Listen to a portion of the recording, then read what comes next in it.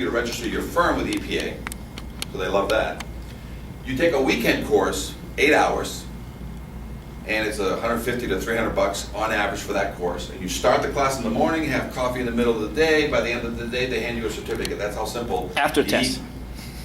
Yeah, there's no test, but they give you the answers throughout the whole day. So they give you the answers the whole day, and then you take a test at the end of the day on the test you just took all day. And you have your EPA renovator's license. And you basically know how to wear the white suit, how to put on plastic gloves, with a simple mask, collect all the chips, everything associated with anything related to lead paint. Inside a building, my God, I have to put a plastic wall, there's all the thing. Outside, it's like, okay, put a plastic down 20 feet, collect the chips, close it up. So much easier at the outside. But inside, my God, it becomes, it's a real training exercise. You're going to be licensed in both. We talk about all the classes that we teach at the academies, and in most cases, when we get brought in by an association, you get continually ed credits.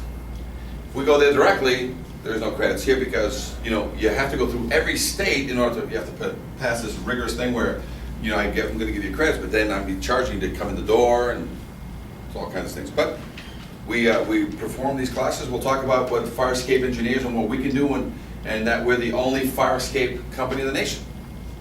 We're like shoe cobbling, you know what I'm saying? So that's our second activity that we're going to be starting is when we're not doing fire escapes, we're going to fix shoes because there's nobody else doing that either. So, but only $1,000 to $3,000 shoes we'll fix. And we'll talk about what licenses are out there, including the Reg 4, okay? And if you look on the very back, this happened in Boston. This is what changed our code out there, and it's usually a tragedy that happens to a fireman or a tenant, and this happened to the tenant just when she thought it was safe. And we have a statement that says fire escapes can either save lives or take them. He was able to save himself by grabbing the ladder. She and her niece fell away. The woman died, and the niece fell on her, and that happened over 40 years ago. So, if you look at the front cover, this is a fireman's worst nightmare because it doesn't have a tag on it.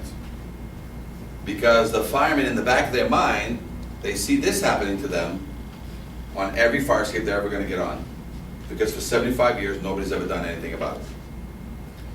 So, with that being the case, now I'll just be going along and talking about the slideshow.